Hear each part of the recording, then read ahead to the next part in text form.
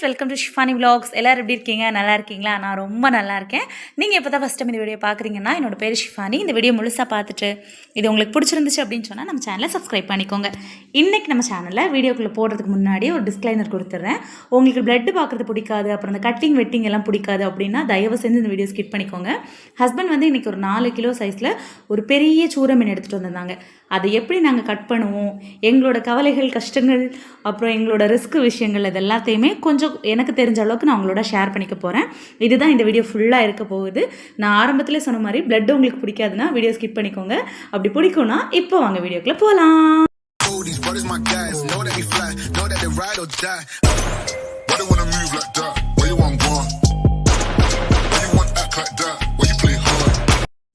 மீன் வெட்டுறதுக்கு முக்கியமான தேவை கத்தி தான். இதில் சின்ன கத்தி ஒன்று, பெரிய கத்தி ஒன்று வச்சுருந்தேன். இந்த பெரிய கத்தி வந்து மீன் வெட்டுறதுக்கு யூஸ் பண்ணிகிட்டு இருந்தேன். சின்ன கத்தி வந்து காய்கறி வெட்டுறதுக்கு யூஸ் பண்ணிகிட்டு இருந்தேன். இந்த பெரிய கத்தியை இப்போ இந்த கெல்லில் வச்சு நல்லா தேய்ச்சிக்கலாம். ஹஸ்பண்ட் முதல்லே சொன்னாங்க, இம்மா நான் வந்து வெட்டி கொடுக்குறேன், நீ வெட்டாத அப்படின்னு. இல்லை நான் ட்ரை பண்ணி பார்க்குறேன் அப்படின்னு முதல்ல ஆரம்பித்தேன். அவங்க பயந்துகிட்டே இருந்தாங்க. ஏன்னா கத்தி வந்து ரொம்ப ஷார்ப்பாக இருக்கும். இந்த கத்தி லைட்டாக நம்ம வந்து மெதுவாக தான் கட் பண்ணுறோம் அப்படின்னு நினச்சி கட் பண்ணுவோம். லைட்டாக கட் பண்ணாலே சரட்டுன்னு கையை கட் பண்ணிடும். அப்படி நிறைய தடவை நான் வெட்டி வாங்கியிருக்கேன். எங்கள் அப்பாவும் என்னோடய ஹஸ்பண்டும் தான் சொல்லி கொடுத்துட்ருக்காங்க இப்படி வெட்டுங்க அப்படின்ட்டு. ஃபஸ்ட்டு மீன் தலை பக்கத்தில் இருக்க அந்த செபிள் மாதிரி ஒன்று நின்றுருந்துச்சுல, அதை எடுத்துகிட்டு அதில் வந்து ஒரு சின்ன தோல் மாதிரி இருக்கும், ஒரு சின்ன லேயர், அது வந்து நமக்கு வேண்டாம். அதையுமே நான் கட் பண்ணி எடுத்துக்கிறேன். ஃபஸ்ட் இந்த மீனோட டீட்டெயில் சொல்லிக்கிறேன், திருப்பி போட்டு மறுபடியும் அப்படியே கட் பண்ணிக்கிறேன். இந்த மீன் வந்து சூர மீன், கேர மீன் வந்து இதை விட பெருசாக இருக்கும். இதே டைப்பில் இருக்கும், இதை விட பெருசாக இருக்கும். இது ரொம்ப சூடாக இருக்கும். உடம்பு ரொம்ப ஹீட் பாடியாக இருக்கவங்க எல்லாம் சாப்பிட்றத கொஞ்சம் அவாய்ட் பண்ணிக்கலாம். இந்த மீன் வந்து 4 கிலோ இருக்கா. வீடியோவில் பார்க்குறதுக்கு உங்களுக்கு சின்னதாக இருந்த மாதிரி இருக்குது, பட் நேரில் பார்க்குறதுக்கு ரொம்ப பெருசாக இருந்தது. இது 1 கிலோ வந்து 180 ரூபா 170 ரூபா வச்சு ஹஸ்பண்ட் வாங்கிட்டு வந்திருந்தாங்க. நான் அப்போ சொல்லியிருந்தேன், அப்போ 4 கிலோவுக்கு கிட்டத்தட்ட 600 ரூபா கிட்ட வந்துடுது.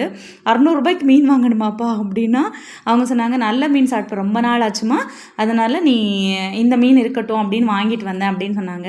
அவங்க வீடியோ பார்க்குறவங்களுக்கு தெரியும், நானே 50 ரூபாய்க்கு மீன் வாங்கி 2 நாளைக்கு வச்சுருப்பேன். அப்படிப்பட்ட ஆள் தான்.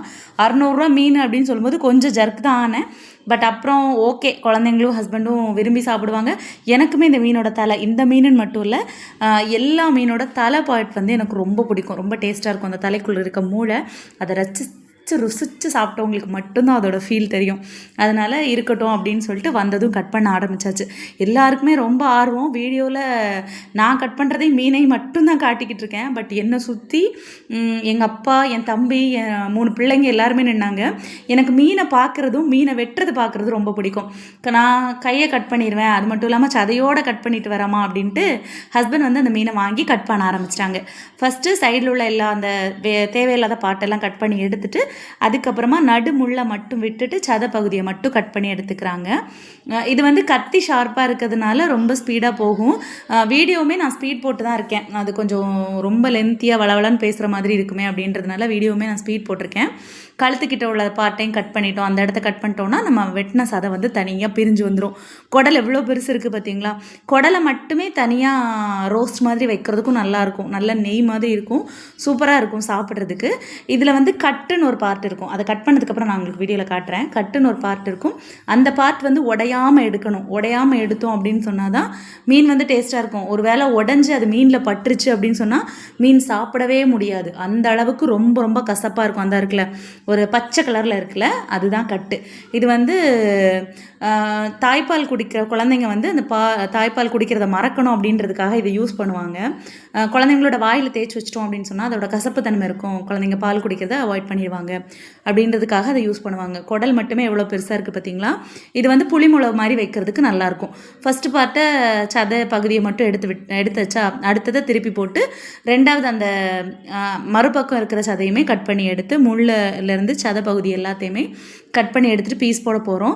இந்த மீன் வந்து குழம்பு வைக்கிறதுக்கு, பொரிக்கிறதுக்கு, புளிமுளகு வைக்கிறதுக்கு, மெயினாக இந்த பிரியாணி பண்ணுறதுக்கு, ஃப்ரைட் ரைஸ் பண்ணுறதுக்கு, அப்புறமா சுக்கா வைக்கிறதுக்கு, வேறு ஊறுகாய் போடுறதுக்கு, இது எல்லாத்துக்குமே சூப்பராக இருக்கும். நான் எப்போவுமே சதை பக்கத்தை வந்து நம்ம பொரிக்கிறதுக்கு சுக்கா பண்ணுறதுக்காக எடுத்துக்குவேன். மற்றபடி முள் பக்கத்தை வந்து குழம்பு வைக்கிறதுக்கு எடுத்துப்பேன். முள் தலை இதெல்லாமே குழம்பு வைக்கிறதுக்கு எடுத்துப்பேன். ரொம்ப நல்லாயிருக்கும். அந்த இடமே அப்படியே ரத்த கலரையாக இருந்துச்சு. எனக்கே ஒரு மாதிரி ஃபீல் ஆச்சு. சரிப்பா அதை ஃபஸ்ட்டு கழுவி விட்டுட்டு அப்புறமா வெட்டிக்கோங்க அப்படின்றதும் கழுவி விட்டுட்டு துண்டு துண்டாக பீஸ் போட ஆரம்பிச்சிட்டாங்க. இப்படி பீஸ் போட்டு எடுத்து வச்சிட்டோன்னா தேவையான நேரம் சமைச்சு வச்சுக்கலாம். ஒரு சிலருக்கு வந்து தோணும் மீன் ஃப்ரெஷ்ஷாக கிடைக்கிறதுனால ரொம்ப டேஸ்ட்டாக இருக்குமோ அப்படின்ட்டு. ஒரு சில மீன் ஃப்ரெஷ்ஷாக கிடைக்கிறது வந்து ரொம்ப டேஸ்ட்டாகவே இருக்கும். ஒரு சில மீன் அப்படி இருக்காது. ஏன்னா ஒரு சில மீன் ஐஸில் வச்சாதான் அந்த டேஸ்ட்னஸே இருக்கும். இல்லை நம்ம அப்படியே பிடிச்சி இப்போ கடல்லேருந்து பிடிச்சி ஒரு மணி நேரத்தில் நம்ம சாப்பிட்றோம் அப்படின்னு சொன்னால் அது டேஸ்ட்டே இல்லாமல் ஒரு மாதிரி சப்புன்னு இருந்த மாதிரி இருக்கும். பட் இந்த மீன் அப்படி இல்லைங்க, ரொம்ப ரொம்ப சூப்பராக இருக்கும். அப்புறம் ஹஸ்பண்ட் வந்து வள்ளத் தொழில் தான் போகிறாங்க. என்னோடய அப்பா தம்பிங்க மாமா எல்லாருமே கடல் தொழில் சார்ந்தவங்க தான். ஆனால் ஹஸ்பண்ட் போகிற வள்ளத்தில் கொஞ்சம் ரிஸ்க் ஜாஸ்தி. அவங்க தொப்பெல்லாம் தெரியும், கொஞ்சம் அட்ஜஸ்ட் பண்ணிக்கோங்க. ரிஸ்க் ஜாஸ்தினா இப்போ பெரிய போட்டு இல்லை கப்பல் அப்படின்னா காற்று கடல் வருது அப்படின்னு சொன்னால் நம்ம வந்து கொஞ்சம் அதை வந்து ஓரமாக இருந்துக்கலாம், கொஞ்சம் ஒதுங்கி இருந்துக்கலாம், மழை தண்ணி படாமல் இருந்துக்கலாம், காற்று படாமல் ஒரு ரூம் மாதிரி கொடுத்துருப்பாங்க, அதில் இருந்துக்கலாம். பட் ஹஸ்பண்ட் போட தொழில் வந்து அப்படி கிடையாது. அவங்க வந்து வள்ளத்தில் போகிறனால நிழலுக்கு ஒதுங்கிறதுக்கு கூட ஒரு இடம் இருக்காது. ரொம்ப வெயில் அடித்தாலும் சரி, ரொம்ப மழை அடித்தாலும் சரி, வேறு வழியே இல்லாமல் அது எல்லாத்தையுமே நம்ம உச்சந்தலையில் வாங்கிட்டு உட்காந்துருக்க வேண்டியதான். எல்லா வேலையிலுமே ரிஸ்க் இருக்குது. ஆனால் கடல் தொழிலை பொறுத்த வரைக்கும் கரைக்கு வந்தால் தான் எங்களுக்கு என்ன நம்பிக்கையில் நாங்கள் கடலுக்கு அனுப்புகிறோம் அப்படின்னா அது ஒரு அசாத்திய நம்பிக்கை எங்களுக்கு இருக்கோ, அது கடவுள் எங்களுக்கு கொடுத்தே அனுப்பிச்சிட்டாரோ அப்படின்ற மாதிரி நான் நினப்பேன். இப்போ சொல்லும்போது கூட லைட்டாக கண்ணு கலங்குது.